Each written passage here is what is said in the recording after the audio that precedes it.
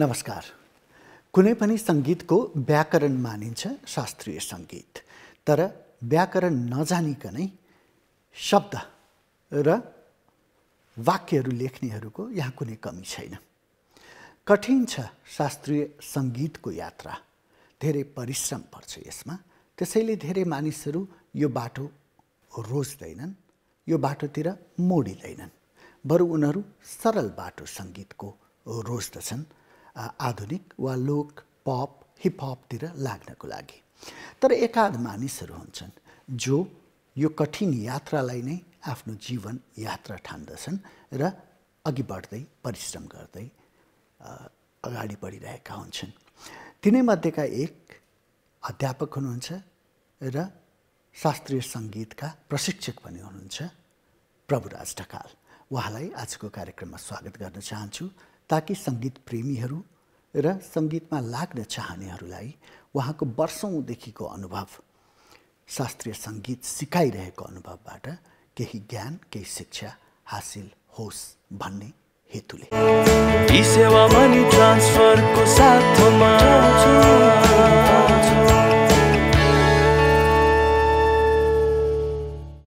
स्वागत छ प्रभुराजजी। सुरुमा कुनै यहाँलाई मनपर्ने हैन राग अथवा वन्दना अथवा जे यहाँलाई मनपर्छ त्यसबाट आफ्नो एउटा शास्त्रीय गायनको परिचय दिनुहोस्। म मेरो आदरणीय बुवा सङ्गीत प्रवीण राज ढकालजीले आफैले रच्नुभएको तथा सङ्गीत पनि आफै गर्नुभएको राग बिहाग भन्छ यसलाई। यो साँझमा गाउने राग। बित्यो रात तिमी नआई, बित्यो रात तिमी नआई, कुल्टे फेर्दै कुल्टे फेर्दै कुल्टे फेर्दै आश लगाई, कुल्टे फेर्दै आश लगाई, बित्यो रात तिमी नआई। गम पसानी द प दम प गम ग सम धम ग नाफाके होला तिमीलाई नाफाके होला तिमीलाई, मेरो मनमा पीर बढाई, मेरो मनमा पीर बढाई, बित्यो रात तिमी नआई। वाह, कति सुन्दर। के राग भन्नुभयो? राग बिहाग है। थरी थरी हुन्छन् हैन त? रोचन थुप्रो छन्। हामी त त्यो सागरमा कहिले डुबिसक्दैनौँ शास्त्रको हिसाबले त। तर सङ्गीतको यथार्थ यहाँको विचारमा के हो? सङ्गीत भनेको वास्तवमा शास्त्रले चाहिँ गायन, वादन र नृत्यको तिनवटा कुराको समागमलाई सङ्गीत भन्छ। सङ्गीत भनेको यस्तो चिज हो, यो वास्तवमा चराचुरुङ्गीको आवाजमा पनि हुन्छ। अब सङ्गीतको लागि गानै चाहिन्छ भन्ने छैन। आवाज नभएको, शब्द नभएको सितारहरूमा बज्ने धुन पनि सङ्गीतमै पर्छ। सङ्गीत भनेको वास्तवमा त्यो आवाज हो जसले कानबाट छिरेर हृदयमा त्यसले चाहिँ एक किसिमको बास पाउँछ। यसले कानले सुनेर हृदयले महसुस गर्ने चिज भनौँ यसलाई। अब यहाँ त अब एउटा सङ्गीत घरानामै हुर्किनु भयो। हजुर होइन, अब भनिहाल्नु भयो। मेरो सौभाग्य होइन, सङ्गीत प्रवीण नरराज ढकाल ज्यूको सुपुत्रको रूपमा। बाल्यकाल यहाँको अरू बालकहरूको जस्तै हुन्थ्यो कि अलि फरक हुन्थ्यो त्यो घरमा? हजुर, बाल्यकाल साधारण अरू जस्तै हो। वास्तवमा घरमा चाहिँ सङ्गीतको माहौल बजिरहेको थियो। बुवासँग सिक्ने विभिन्न रेडियोको स्थापित कलाकारहरू आउनुहुन्थ्यो, अनि उहाँहरूको अगाडि पर्ने लालसाले कहिलेकाहीँ गएर बस्ने ओर्ने मौका मिल्थ्यो हामीलाई। भनेपछि त्यो आफ्ना बाल्यकालका रहरहरू, यो माछा मार्ने, यो सबै गर्न पाइयो। पाइयो त्यो माछा मार्नु म त असाध्यै माछाको मार्ने असाध्यै शौखिन हजुर त्यही त विष्णुमतीमा गएर माछा मारेर घरमा लगेर गोलभेडा बनाएर पकाएर पनि खाने नर्वेमा पढाउन जाँदा पनि त्यहाँ पनि भ्याइयो है भ्याइयो 2-2.5 महिना त माछा मारेर रातिको तरकारी किन्नु पर्दैन थियो ल तर बुवाले त यहाँलाई सङ्गीत चाहिँ जानिराख्नु हजुर तर यसमा नलाग्नु भन्नुहुन्थ्यो अरे होइन एकदम सही कुरो किनभने कहाँ लाग्न पुग्नु भयो खै सब कर्म रहेछ कर्म सबै लेख्या चिज बुवाको चाहिँ अब राजा महेन्द्रको निजी सङ्गीतज्ञ त्यही त बुवाले गाउँदाखेरि राजा महेन्द्रले आफै खोपीमा तबलासम्म बजाउने तबलासम्म बजाउने राजा महेन्द्रले 3 ताल भन्ने एउटा ताल छ 16 मात्राको त्यो बजाउनु हुन्थ्यो अरे राजाले अनि 2-3 दिन बुवा बिरामी भएर आउनु भएन भनेदेखि दरबारबाट एडिसी जर्नललाई हेर्न पठाउनु हुन्थ्यो अरे बुवालाई त्यत्रो इज्जत दिएर राखेको त्यही पनि मेरो घरमा बिहानै खाए बेलुका के खाउँ भन्ने बुवाको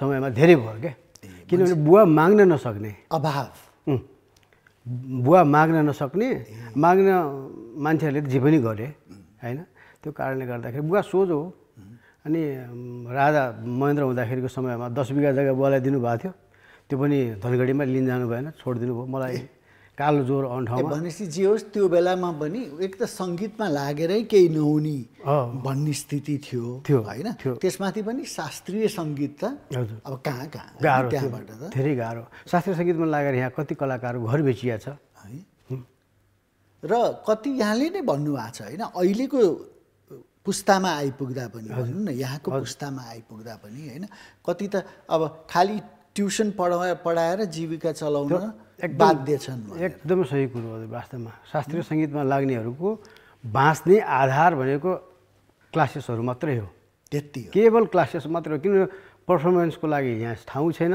यहाँ त शास्त्रीय सङ्गीत मात्रै होइन आधुनिक गीतहरूको गाउनेहरूको पनि ठाउँ देख्दिनँ म त वास्तवमा अब अलिकति देश विदेशतिर अलिकति माग चाहिँ अलिकति बढेको जस्तो देखिन्छ बाहिर गएर कार्यक्रम गर्नेहरूको कसैको त्यो अपर्च्युनिटी छ भनेपछि त्यो अभाव जुन यहाँको बुवाको पुस्ताले भोग्नु भयो त्यो अभाव यहाँको पुस्ताले पनि भोगिरहेछ शास्त्रीय सङ्गीत शास्त्रीय अहिले त्यो छैन अहिले मान्छे सिक्ने विद्यार्थीहरूको सङ्ख्या धेरै बढेको छ अहिले पहिला चाहिँ टिचर आफै गएर चाहिँ मेरो बुवा आफैको कुरा गरौँ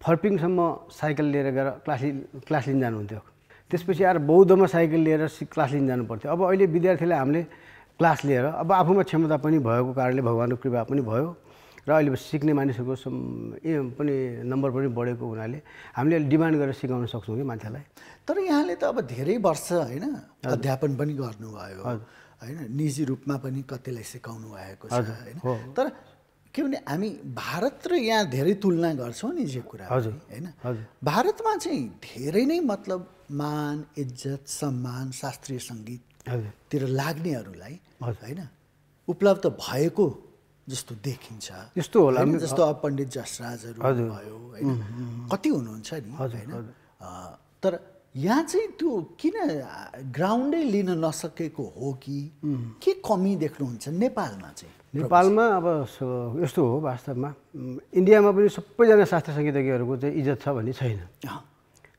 अब जाकिर हुसेन अब नाम चल्यो संसारमा चल्या अब पण्डित जसराजी उहाँहरू चाहिँ गन्या चुनिया मध्येमा पर्ने हुनाले धेरै शास्त्रीय सङ्गीत नराम्रै गाउने मान्छे इन्डियनहरू पनि प्रशस्त छन् नेपाली नराम्रो र इन्डियन राम्रो हुन्छ मात्र भन्न खोजेको होइन मैले यस्तो फरक उहाँ इज्जत गरेको देखिन्छ त्यस्तो के हजुर मैले त्यो भिन्नता चाहिँ त्यो इज्जत चाहिँ अलि इज्जत नगरेको हो कि शास्त्रीय सङ्गीतमा अब इज्जत चाहिँ छ इज्जत नभएको होइन वास्तवमा तर इज्जतले मात्र पेट भर्दैन नि त त्यो मेरो बुवालाई अब त्यो बेलामै राजदरबारमा बिना नागरिकता जागिर खानुभएको बुवाले राजदरबारभित्र त्यो पनि एक किसिमको इज्जतै हो अब अहिले पनि बुवाको स्वर्गीय हुने बेलामा पनि राष्ट्रले इज्जत दिएकै हो वास्तवमा बुवाको नाममा एउटा हुलाक टिकट पनि सरकारले बनाइदिएको छ त्यो पनि एउटा इज्जत हो तर बाँचुन्जेलको अभाव त चाहिँ छ त्यो बाहिर परिवारले थाहा हजुर त्यो बाहिर बनारसतिरको राम्रो राम्रो एकदम एक्सपर्टहरू क्लासिकलको पनि उहाँहरू पनि भोग्नु पर्ने स्थिति कति छ है त्यसैले कठिन छ कि यो विषय कठिन छ यात्रा कठिन छ म त के भन्छु भने शास्त्रीय सङ्गीत मात्र होइन नेपालमा सङ्गीतमा लाग्नलाई बाँच्नको लागि विद्यार्थीहरूले के गर्नु पर्यो भने म भोलि एक छाकै खानु पऱ्यो भने म यस विषय लिन्छु भन्ने विचारले मात्र लाग्नुपर्छ क्या त्यति डेडिकेसन त्यति चाहिन्छ मेरो आफ्नै कुरामा पनि मैले ग्रेजुएसन गरेको छु म्यानेजमेन्टमा अरू विषयमा गएको भएदेखि म अफिसर भइसक्थेँ होला कहाँ ब्याङ्क स्याङ्कमा कहाँ पुगिसक्थेँ धेरै 49मा मैले ग्रेजुएसन गरेको तर पढाउनु हो नि होइन काठमाडौँ विश्वविद्यालय मैले सङ्गीत विषय नै रोजेँ अब मलाई सङ्गीतले पनि सायद मेरो त्यो सेक्रिफाइस देखेर होला मलाई भगवान्ले पनि मलाई अभावको स्थिति दिएको छैन नदिउन् होइन कति वर्ष भयो त्यहाँ मैले त्यहाँ पढाउन थालेको 23 वर्ष भयो अनि विद्यार्थीहरू मोस्टली आउन त आउँछन् हजुर होइन तर सुन्नेअनुसार तर अनि अलिअलि सिक्छ त्यसपछि गायब हुन्छन् भन्ने छ नि हो त्यो प्राइभेट क्लासेसहरू गर्ने ठाउँमा अब त्यहाँ त्यस्तो हुन्छ तर युनिभर्सिटीमा चाहिँ काठमाडौँ युनिभर्सिटी भने युनिभर्सिटी जस्तो युनिभर्सिटी हो कि त्यहाँ चाहिँ त्यो एथोम्युजिकोलोजी त्यो जनजातिको सङ्गीत सम्बन्धीको युनिभर्सिटी हो त्यो अरू जस्तो हाम्रो यो पद्मकन्या आरआर ललित कला जस्तो फरक त्योभन्दा फरक छ त्यहाँ चाहिँ केवल म्युजिकलाई चाहिँ प्रायोरिटी दिएर पढाइने विषय हो कि त्यहाँ त्यो कारणले त्यहाँ आउने विद्यार्थीहरू चाहिँ म 12वीं गाएर मात्र भए बाँचेर भए पनि म्युजिक गर्छु भनेर आउनेहरू धेरै हुन्छ ड्रप आउट त्यति भएको छैन अहिले स्टुडेन्ट्स नम्बर पनि बढ्दै थियो मैले पहिलो वर्ष काठमाडौँ युनिभर्सिटीमा पढाउँदाखेरि 3 जना विद्यार्थी थिए पहिलोपटक अहिले हरेक साल 30 जना 35 जना 40 जना विद्यार्थीको फ्लो हुन्छ त्यो पनि कतिजनालाई फ्याँक्नुपर्छ है अब के फेरि सुन्नु पर्यो अब धेरै बेर भयो होइन एउटा उदाहरण त दिनु पर्यो यहाँले होइन ताकि आकर्षण बढोस् यो क्षेत्रमा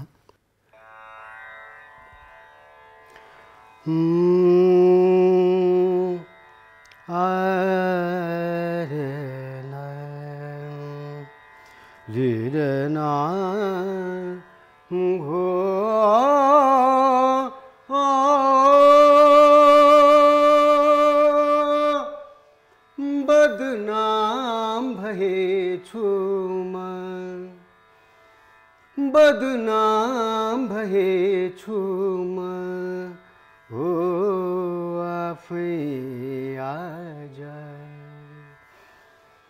बदनाम भएछु म बदनाम भएछु म आफै आज नाङ्गिएछु म सबै माझ नाङ्गिएछु म सबै माझ बदनाम भएछु म हो आफै आज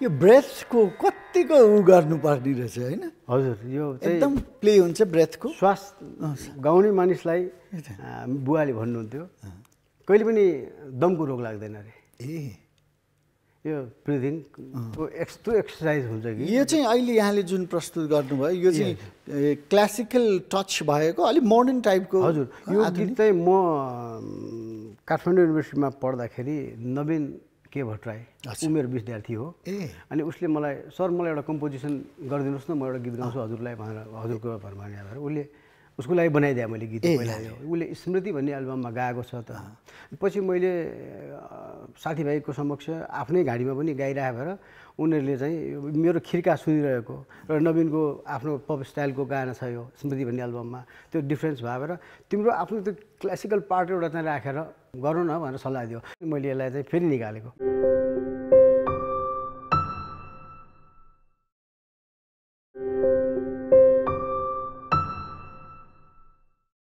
धेरै हामी देख्छौँ प्रभुराजी कि अब जस्तो नारायण गोपाल पनि सिक्न जानुभयो भारतमा होइन तर फर्केर आएर चाहिँ आधुनिक सङ्गीतमै लाग्नुभयो होइन धेरैको त्यो देखिन्छ कि चाहिँ अन्त्यमा गएर चाहिँ आधुनिकतिरै लाग्ने भन्ने र एक दुईवटा आफ्नो प्यासन पुरा गर्नको लागि मात्रै क्लासिकल होइन त्यो धेरै त्यस्तो छ किनभने यो वास्तव यस्तो रहेछ शास्त्रीय सङ्गीत भनेको किन होला यो चाहिँ भित्री हृदय एउटा आत्मशान्तिको लागि लाग्ने विषय हो यो। अनि पब्लिकलाई आत्मरञ्जन दिने हो भनेदेखि आधुनिकमा जाने हो, तर आफ्नो आत्मालाई रञ्जन दिने हो भनेदेखि शास्त्रीय सङ्गीतमा लाग्ने हो। तर शास्त्रीय सङ्गीत सिक्नु चाहिँ यहाँको विचारमा आवश्यक छ होइन? अहिले मैले भने जस्तो यो व्याकरण हो, एकदम जरुरी छ। किन भन्नु होला भने म आफैलाई पनि मेरो बुवाले भन्नुहुन्थ्यो तेरो स्वर गाउने किसिमको आवाज छैन है भन्नुहुन्थ्यो क्या। तर मैले चाहिँ अब रात्र साधना गरेपछि 20-25 वर्षको साधना लिएपछि भगवान्को कृपाले म पनि अब गाउन सक्ने थोरै अलिअलि बुझ्दै भएँ भनौँ न। आवाजमा परिवर्तन आउँदो रहेछ क्या। शास्त्रीय सङ्गीत सिकेपछि त्यो आवाजमा मिठास पनि आउँछ। मिठास पनि आउँछ। हजुर, आवाजमा। किनभने हाम्रो त शरीर पनि यो परिवर्तन देखिन्छ नि, छाला चौरी बनेर जान्छ उमेर भएपछि। आवाज पनि परिवर्तनशील छ। अनि राम्रोसँग सिक्न पाइयो भनेदेखि राम्रो हुन्छ, नराम्रोसँग सिकियो भनेदेखि नराम्रो पनि भएर जान्छ आवाज। तर कहिलेकाहीँ हामी यस्तो देख्छौँ कि के पनि नसिकेको मान्छेहरूको पनि होइन हिट हुन्छ गीतहरू। त्यो हुन्छ। त्यो चाहिँ केले हुन्छ? त्यो यस्तो हो, वास्तवमा सङ्गीत भनेको चाहिँ अब म चाहिँ मान्छु, अब सबैले मान्नुपर्छ भन्ने जरुरी छैन।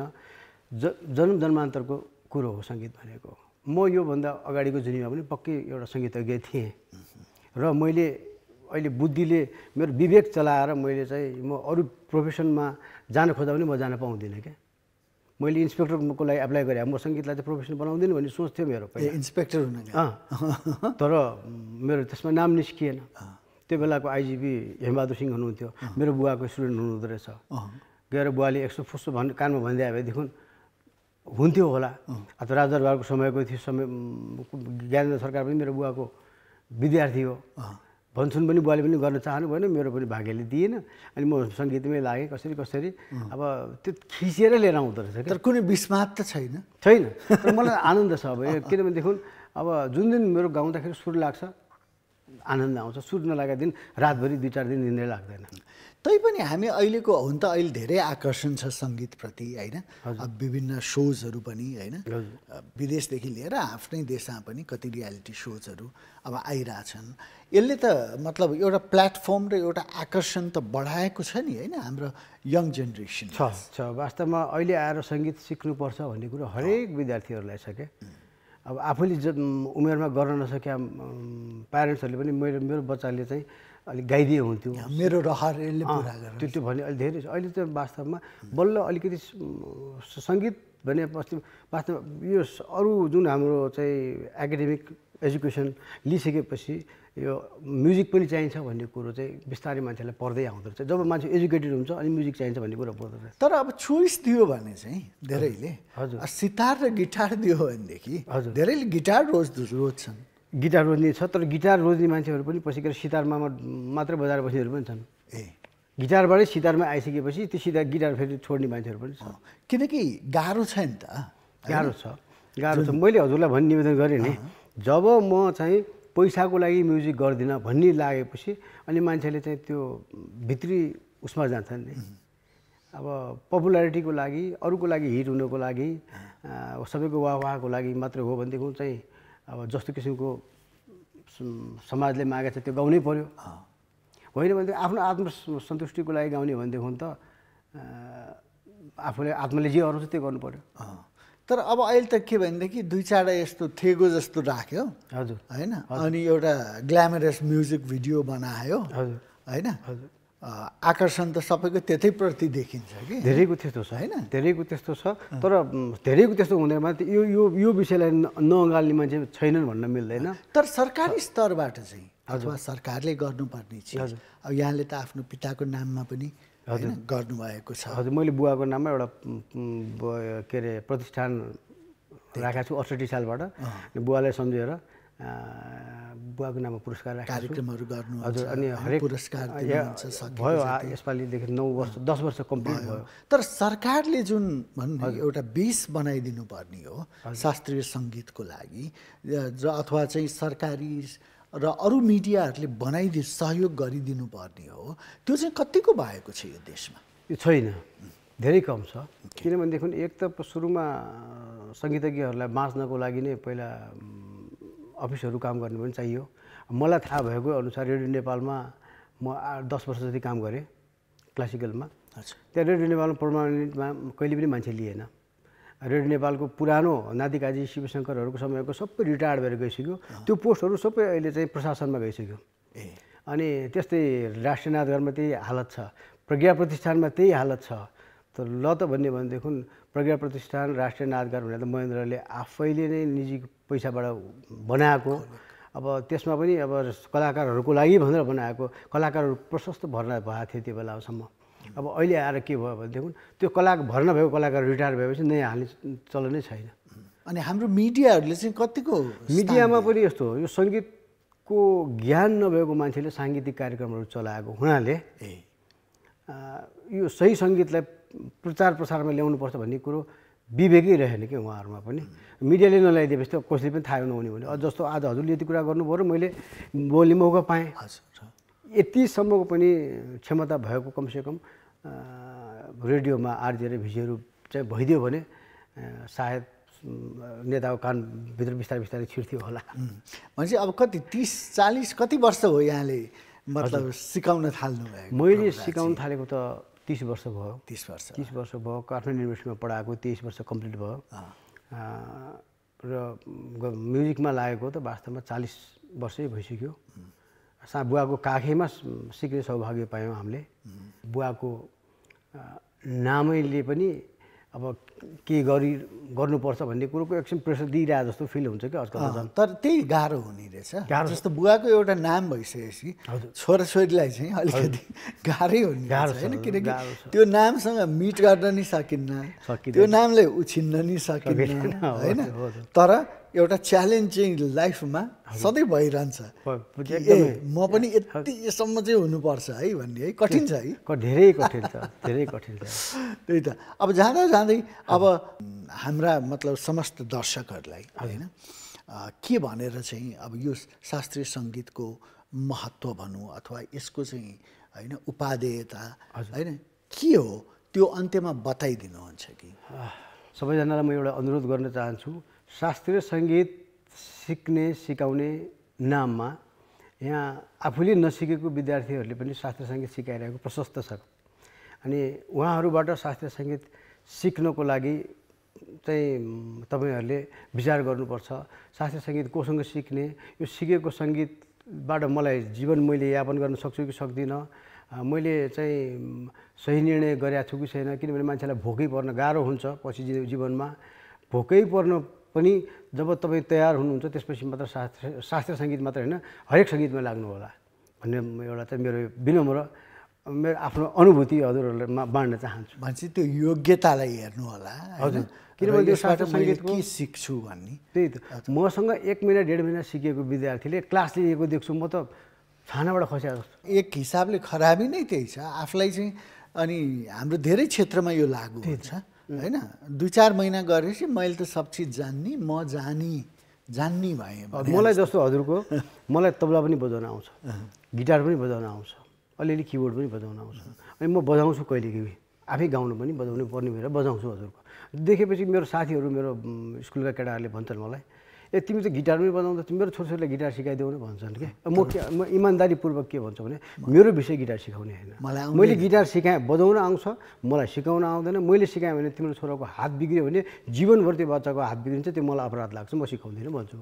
मैले सिकाउने भने केवल भोकल हो, मैले त्यो पनि जानेको कुरा मात्रै सिकाउँछु, जानेको छैन भनेदेखि म जानेको छैन भन्छु। हस्, हुन्छ प्रभुराजी, आएर हाम्रो दर्शकहरूलाई अलिकति भए नि यो शास्त्रीय सङ्गीतबारे जानकारी दिइदिनु भयो। अब जाँदा जाँदा यहाँको अर्को एउटा प्रस्तुति होइन छोटो दिएर हामी चाहिँ बिदा हौँ, म चाहिँ बिदा लिन्छु है त।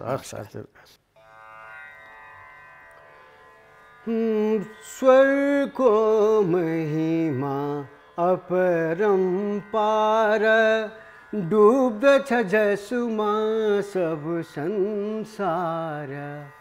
जति साध्यो झन् उति नै गाह्रो, जति साध्यो झन् उति नै गाह्रो।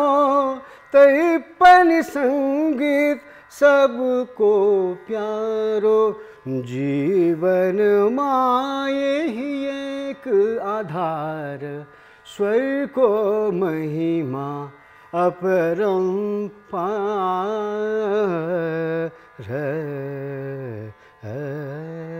ओम